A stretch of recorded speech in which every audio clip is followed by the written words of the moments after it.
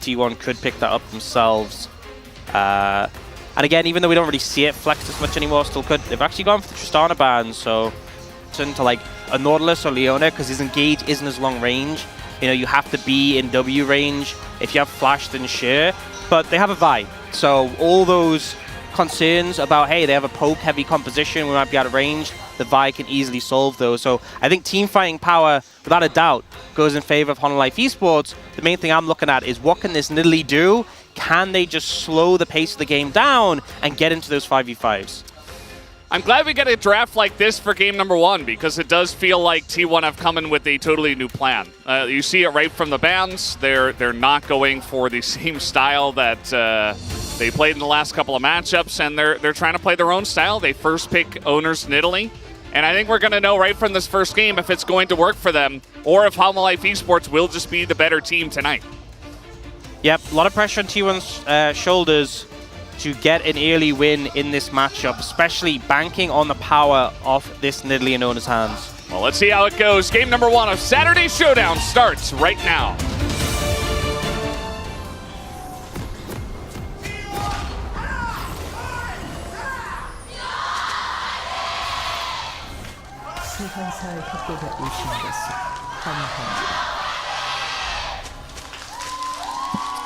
Alrighty.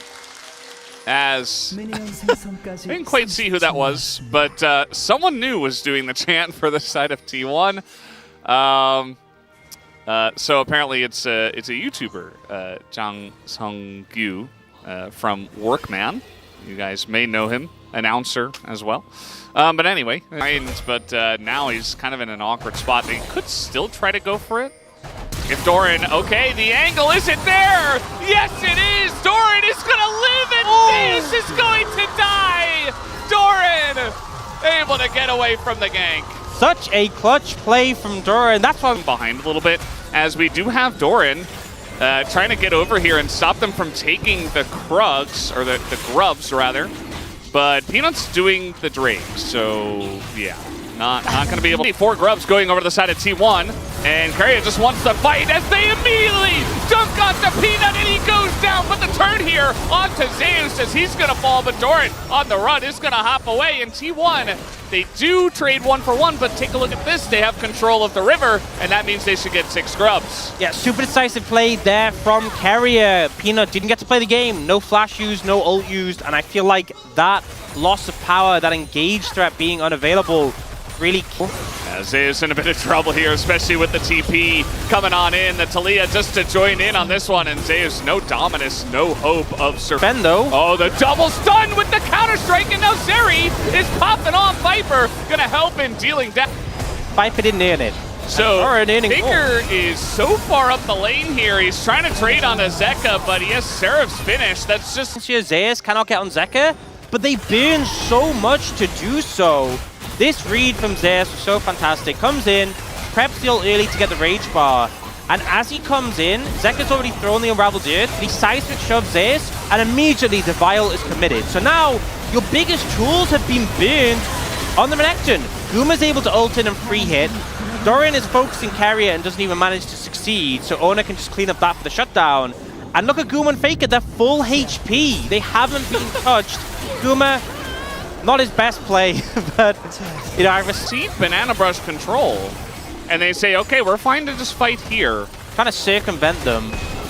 A ward being thrown down. Zeus could go for a similar trick, TPing in for the flank, but they might be wary of it now. Yeah, it's just going to be a flip here, I think, but Owner not in position to go for the smite. It does go the way of Peanut, and now they're turning on a Carrier, who's left out to dry. Nobody can get in there. On the side of T1, Carrier goes down. HLE ESPORts looking for more. That's a flash comes in. The counter-strike hits 2, but the front line is being chipped away with the engage from Delight. Gets onto the back line, and now Faker and Guma in a really terrible spot. They're both going to be taken down. HLE ESPORts crush the fight. This gold is going to be such a huge payoff.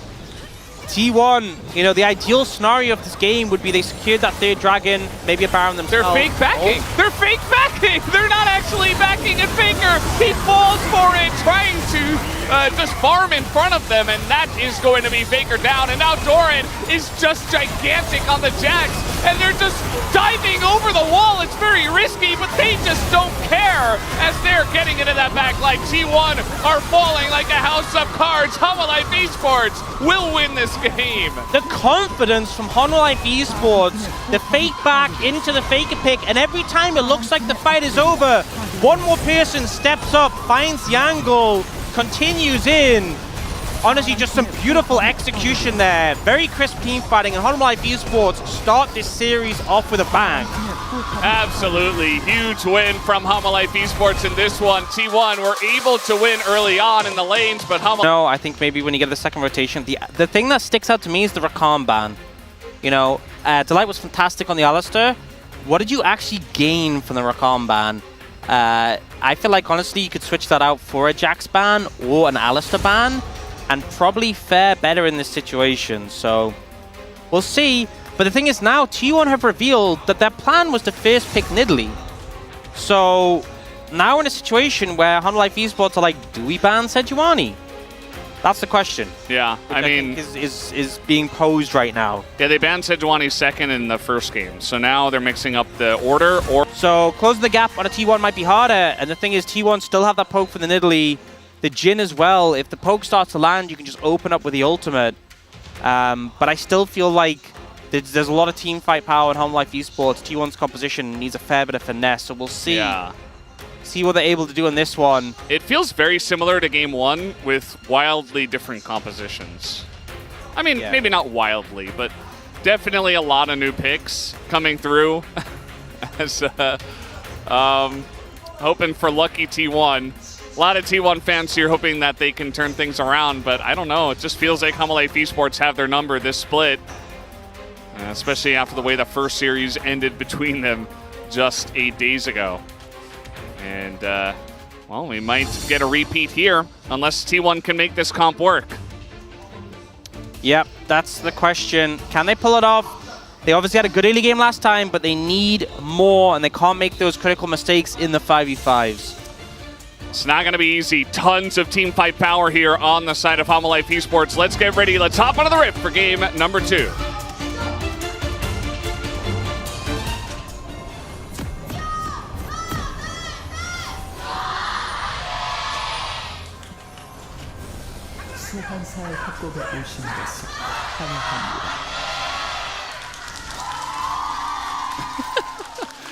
That's the YouTuber again. Announcer, YouTuber, workman. Just getting on in there. Getting hyped. And this time he did it for HLE. And Honor will be pushed away. Now we got a knock up here to carry and an MF ult straight to the face is the door. Not able to help at all. That is first blood given over to actually Delight. The turret felt a little bit confused by the situation, honestly. Zeus is going to flash away here, but he's not getting out by any means. He's not even going to hit Meganar, and Honor is just alone now underneath the turret, and Doran and Peanuts. What, Wait, so that's what happened. Yeah, Does he really want to dive early on? he's having a tough time. Here comes Doran. He wants to take a trade up against Faker.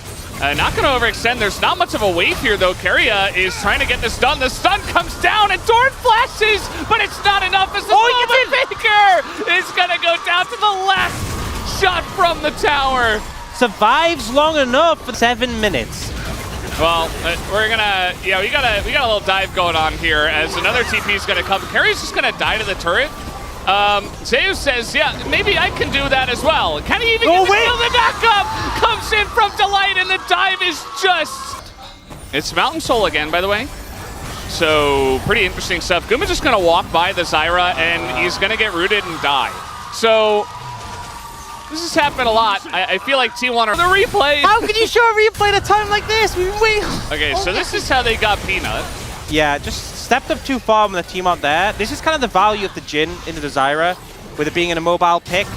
The pick potential is there. Yeah. But the TP comes in, and T1 are so far behind. Zeus ends up being the sacrifice. Does flash the combo from Delight, but it's just not enough. Honestly, the best member to sacrifice. This is the first time Zeus has hit the turret in a long time, and he may pay for it. Actually, I think he's absolutely going to pay for it as he's just burning down. He doesn't do anything to Peanut except half his health, as now they're trying to engage on a Viper, but it's just so fast that the Brawl ult is too slow to catch the MF. And now TP comes in from Doran just in case. And, you know, there's no objective at this point in time, but HLE ESPORTS just want to totally suffocate the map. Yep, the engaged Braum, again, not the best. Not too good at taking down high mobile targets, and even though in terms of dashes, the MF doesn't have many, you can see Viper so hard to hit when you can just run back and forth with 60 extra movement speed than everyone else. Yeah. And with that massive shield, the MF just feels so good. It's so obnoxious. It feels so good. Just as a pick. I mean, I know we had like 6 or 7 AD carry bans, which is why we get Jim versus MF. Like it's another year, but you know, I think it's pretty good. HLE ESPORTS, they don't have Baron, they don't care. And a big spear is going to hit Doran. Also the root coming in, maybe the angle, but you know what? The wallets are just so gigantic. The knockup comes in on an owner and Doran lives. It's 2 kills, make it 3 for Viper as HLE ESPORTS smash them in their base, and they will take the 2-0 tonight. It's absolute decimation. Once again, HLE ESPORTS find their angle, no hesitation. They close out the game, and even more